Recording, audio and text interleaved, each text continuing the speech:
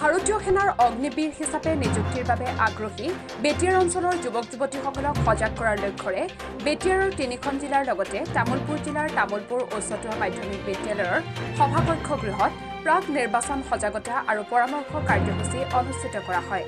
বেটিয়াৰ পৰিষদীয় চৰকাৰৰ উদ্যোগত অনুষ্ঠিত ভাৰতীয় সেনাবাহিনীৰ লেফটেনেণ্ট কৰ্ণেল পি ভৰত দাস আৰু তামুলপুৰ জিলা আৰক্ষী অধীক্ষক পংকজ যাদৱ অগ্নিবীৰ নিযুক্তিৰ বাবে প্ৰয়োজনীয় অৰ্হতা আৰু দক্ষতাকে ধৰি ইয়াৰ সা-সুবিধাসমূহ বিতংকৈ ব্যাখ্যা কৰে। উল্লেখ্য যে বেটিয়াৰ চুক্তিৰ 10.2 দফা 102 নং দফা মৰ্মে যুৱক-যুৱতীসকলক ভাৰতীয় সেনাত নিযুক্তি দিয়াৰ অগ্ৰাধিকাৰ দিয়াৰ বাবে থকা সুযোগ গ্ৰহণৰ বাবে যুৱক-যুৱতীসকলক আগবাঢ়ি অহাৰ বাবে বেটিচিৰ মনোনীত পৰিষদীয় সদস্য হেমন্ত কুমাৰ ৰাভা আৰু পাৰিষদ পবিত্ৰ নাৰ্জাৰীয়ে ধন্যবাদ জনায়। তামুলপুৰ জিলাৰ অতিৰিক্ত উপায়ুক্ত কোকিলা গগৈয়ে আঁত ধৰা অনুষ্ঠানটোত তামুলপুৰ জিলাৰ 2 শতাধিক যুৱক-যুৱতী উপস্থিত থাকে। যাবলগীয়া বাধ্যত পৰে যিটো দৰিদ্ৰতা আমাৰ এই অঞ্চলত দৰিদ্ৰতা একেবাৰে দৰিদ্ৰ সীমাৰেখাৰ তলৰ মানুহবিলাক বসবাস বেছিকৈ কৰে। ইয়াত কোনো ধৰণৰ তেনেকুৱা ধৰণৰ কাম বন নাই।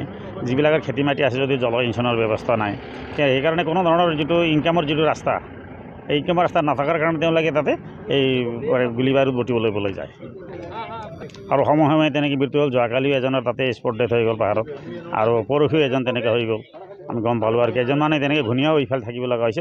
বিভিন্ন সময় তেনেকৈ ঘটি থাকে। তাৰ একমাত্ৰ উদ্দেশ্যটো হ'ল যিটো দৰিদ্ৰতাৰ কাৰণে হ'ল। দৰিদ্ৰতা দূৰীকৰণৰ কাৰণে যদি চৰকাৰে পদক্ষেপ লয় তেতিয়াহ'লে এইবিলাক সমস্যা নহয় যাব বুলি আমি ভাবোঁ। আৰু এটা আছে যে কিছুমান মানুহ এনেই বেলেগ তেওঁ কৈছে মই যাম তেনেকুৱা যায়। তাৰ কাৰণে কি হ'ল যিটো বাউণ্ডাৰী ৱাল তেওঁলোকে আজি 2013 চনৰ পৰাই দিম, ডাঙৰকৈ বাউণ্ডাৰী ৱাল দিম, যাৰ জৰিয়তে যিকোনো মানুহ যাব নোৱাৰে বা সৰু সৰু ল'ৰা ছোৱালীবিলাক যাব নোৱাৰে বুলি কৈছিলে। কিন্তু আজিলৈকে সেইখিনি কাৰ্যকৰী কৰা হোৱা নাই। কাৰ্যকৰী নকৰাৰ ফলত কিছুমান মানুহ নাজানাকৈও কিছুমান মানে গৈ যায়। আৰু শিক্ষাগত অৰ্হতাটো তেনেকুৱা নাইয়ে বৰ্তমান চৰকাৰৰ যিটো পদক্ষেপ সেই পদক্ষেপকো স্কুলত যিটো ফ্ৰী ইউনিফৰ্ম দি আছে, ফ্ৰী খোৱা লোৱা ব্যৱস্থা দি আছে, বা শিক্ষকো বৰ্তমান কিছুমান বিদ্যালয়বিলাক আগত প্ৰাইমেৰী বিদ্যালয়বিলাক এজনকৈ আছিল, বৰ্তমান এজন দুজন এনেকৈ হৈছে। সেইটো এটা উদ্দেশ্য শিক্ষাৰ অৰ্হতা উদ্দেশ্য কৈছোঁ যে তেওঁলোকে আজিৰ পৰা 2014-15 চনতো ইয়াৰ পৰা 34জন মানুহক ৰেঞ্জত ভিতৰৰ পৰা অসুবিধা হ'ব বুলি তেওঁলোকে উঠাব দিছিলে। গতিকে তেওঁলোকে বৰ্তমান কোনো ধৰণৰ পুনৰ সংস্থাপন তেনেকৈ পোৱা নাই। আৰু লগতে তেওঁলোকে যিটো ফায়াৰিং ৰেঞ্জবিলাক বৃদ্ধি কৰিবলৈ কৈছে, বৃদ্ধি কৰাৰ কাৰণে ছাৰ্ভে কৰা হৈছিল। আমি কৈছোঁ যে এইটো আকৌ বৃদ্ধি কৰিব নালাগে, যিখিনি আছে তেওঁলোকে তাতে চলি থাকক। আৰু ইয়াৰ যিটো উপযুক্ত যি ব্যৱস্থা, ইয়াতে যিটো অনগ্ৰসৰতা যিটো ব্যৱস্থা, সেই ব্যৱস্থাটো দূৰ কৰাৰ কাৰণে ব্যৱস্থা কৰক বুলি আমি তেওঁলোকক প্ৰস্তাৱ দি দিছোঁ। সেইটো হয়, আমি ভাৰতীয় সেনাক বা আমি সন্মান কৰাৰ কাৰণে তেওঁলোকে আমি জাগাবিলাক এৰি দি থাকিব লগা হৈছে, আমাৰ এৰি দিয়ে। কিন্তু কথাটো হ'ল মাজে মাজে তেতিয়া ফায়াৰিং হৈ পেলাই অন্যান্য মানুহবিলাকৰ ঘৰত পৰে। বৰ্তমান এইটো কিছু কম দেখা গৈছে। তাৰ নাই প্ৰশাসনে জনাইছোঁ বৰ্তমান যিজন মানে আমাৰ পংকজ যাদৱ SP মেডাম আছিল আৰু ইয়াৰ আগৰ যিজন DC ছাৰ আছিল, তেওঁলোকে ইনষ্টিটিউট লৈ যিটো তেওঁলোকে বহল ফায়াৰিং যিটো ৰেঞ্জ আছিল কিছু সংকুচিত কৰিছে।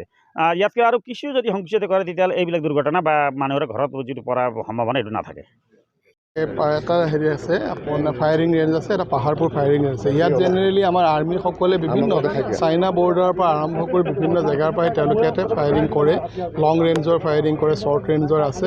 এতিয়া ইয়াতে ডাঙৰ সমস্যা হৈছে, বহু এনেকুৱা ব্যক্তি আছে তেওঁলোকে গৈ পেলাই ফায়াৰিঙৰ লগে লগে তাত যিবিলাক কাৰ্টিজ পৰে বা অন্যান্য যিবিলাক মেটেল সামগ্ৰী পৰে তাতে তুলিবলৈ যায় পিছত কেতিয়াবা এটা দুৰ্ঘটনা হৈছে। এতিয়া যোৱাকালি এটা দুৰ্ঘটনা হ'ল, যিজন মানুহ আমাৰ ইয়াৰ নহয় বাক্সা জিলাৰ পৰা আহিছে, তাৰ আগতো এটা হ'ল।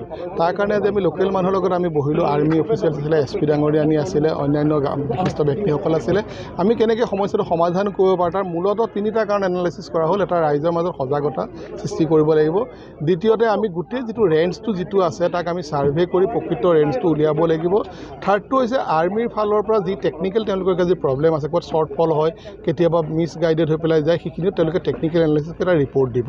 চ' ডেট সকলো এটা কম্প্ৰিহেনচিভ এটা আমি এপ্ৰ'চত যাতে সমস্যাটো সমাধান কৰিব, সেইটো মুখ্যতম। গোলাবাৰুদখিনিতো সম্পূৰ্ণ অবৈধভাৱে তেওঁলোকে লৈ যাক বিকে, সেই বিকা মানুহখিনি আচলতে সেইটো আজি ইতিমধ্যে আপোনালোকে আমি যিমানখিনি SP ডাঙৰীয়ানীয়ে ইতিমধ্যে তেওঁ OC আৰু IC সকলক ইনষ্ট্ৰাকশ্যন দিছে, যিমানকেইটা তেনেকুৱা স্ক্ৰেপ কিনা পানী অঞ্চলত আছে তেওঁলোকক আমি প্ৰত্যেককে কৈ দিয়া হ'ব যে কোনো এনেকুৱা আনঅথৰাইজ যাতে তেওঁলোকে সামগ্ৰী তেওঁলোকে নলয়, আৰু যদি লয় তেওঁলোকক আইনগত ব্যৱস্থা কৰা হ'ব।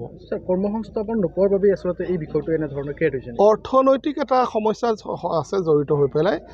কৰ্মসংস্থাপন নোপোৱা বুলি বুলি মই ক'ব নোৱাৰোঁ, কাৰণ এনেকুৱা আঁচনি ইয়াত চলি আছে, তেওঁলোকে কাম কৰি আছে। মানুহ সহজ পইচাৰ পিছত দৌৰা এটা প্ৰৱণতা বাঢ়িছে, যাৰ কাৰণে হৈছে। তথাপি সেইটো দূৰ কৰিবৰ কাৰণে আমি আৰু জব অপৰচুনিটি ক্ৰিয়েট কৰিব পাৰোঁ নেকি অঞ্চলত, আমি বিশেষ অগ্ৰাধিকাৰ দিম। অঞ্চলত দুটা আমাৰ নটিফাইড ফায়াৰিং ৰেঞ্জ আছে। এটা আছে আপোনাৰ এইটো আপোনালোকে আছে কাঞ্জুৰি, আৰু এটা আছে পাহাৰপুৰ। এই দুটা ৰেঞ্জত আমাৰ বিভিন্ন নৰ্থ ইষ্টত যিমানখিনি আৰ্মি ডিপ্লয় হয় তেওঁলোকে আহি ইয়াতে ফায়াৰিং কৰে, গোটেই থ্ৰু আউট দি ইয়েৰ চলে। গতিকে আমি ইয়াতে 144 দিয়া হৈ আছে, বা আমি লোকেল মানুহক জানিবৰ কাৰণে পুলিচ প্ৰশাসনৰ ফালৰ পৰা এনাউন্সমেণ্ট কৰা হয়, আৰ্মিৰ ফালৰ পৰা তেওঁলোকৰ বিভিন্ন ধৰণৰ তাত ছিকিউৰিটি ৰখা হয়। তাৰপিছত এটা প্ৰৱণতা দেখা গৈছে, ইয়াৰ মানুহবিলাকে গৈ পেলাই তেওঁলোকে তাত সোমাই পেলাই কাৰ্টিজটো বুটলিবলৈ যায়, যাৰ ফলত কেতিয়াবা দুই এটা দুৰ্ঘটনা হোৱা দেখা গৈছে। যোৱা দুদিনত দুটা দুৰ্ঘটনা হোৱাৰ কাৰণে আমি আহি ৰাইজৰ লগত মত বিনিময় কৰিলোঁ, আৰু দুটা কথা উপলব্ধি কৰা হ'ল যে ইয়াতে বহু ক্ষেত্ৰত ৰাইজে আইনটো এতিয়ালৈকে বুজি পোৱা নাই, যাৰ কাৰণে তেওঁলোকে যায়। এতিয়া আমি 144 যে দিছোঁ তাত এণ্ট্ৰি ৰেষ্ট্ৰিক্টেড কৰিছোঁ, আমি এতিয়া আৰু বহুল প্ৰচাৰ কৰিম ৰাইজৰ প্ৰত্যেকজন ব্যক্তিয়ে যাতে বুজি পায় তালৈ নোযোৱা হয়। দ্বিতীয় কথা, এই অঞ্চলত কিছু অনগ্ৰসৰতা আছে, সেইকাৰণে অহাকালি আমি এটা গোটেই অল লাইন ডিপাৰ্টমেণ্টৰ আমি টীম বনাই দিছোঁ। তেওঁলোকে আহিব, এডুকেশ্যনৰ ক্ষেত্ৰত কি সুবিধা দিব পৰা যায়, আপোনাৰ ইণ্ডাষ্ট্ৰিৰ ক্ষেত্ৰত কিবা দিব পৰা যায় নেকি, অৰ্থনৈতিকভাৱে যে স্বাৱলম্বী যদি কৰিব পৰা যায় স্কিলৰ ক্ষেত্ৰত, আমি তাৰ ব্যৱস্থা ল'ম। যিসকল লোকে এই ব্যৱসায়টো ধৰিছে, এটা কথা আমি ইয়াত আহি গম পালোঁ যে ইয়াৰ যি কাৰ্টিজখিনি তেওঁলোকে বুটলে, ইয়াতে স্থানীয় দৰঙা মেলা বা হেৰিত ইভেন বাক্সাটো বিক্ৰী কৰে। এতিয়া সেইকাৰণে আমি যিখিনি বাক্সা আমি পুলিচ প্ৰশাসনৰ লগত আমি টাই আপ কৰিম, আৰু আমাৰ যিখিনি আমাৰ নিজৰ জিলাত আছে, SP মহোদয়ে ইতিমধ্যে কৈছে আজিৰ ভিতৰত আমি তেওঁলোকক ক'ম যে তেনেকুৱা আনঅথৰাইজ কাৰ্টিজ যাতে কোনেও সংগ্ৰহ কৰিলে একচেপ্ট নকৰে, কৰিলে তেওঁলোকৰ মানে বিভাগীয় ব্যৱস্থা ল'ম। তামুলপুৰৰ পৰা আনন্দ ৰামচাৰীৰ ৰিপৰ্ট, অমৃত নিউজ। অমৃত প্ৰবাহ অসমীয়া সাপ্তাহিক কাকতৰ ডিজিটেল সংস্কৰণ অমৃত নিউজ, সত্যৰ সন্ধানত অমৃত নিউজ।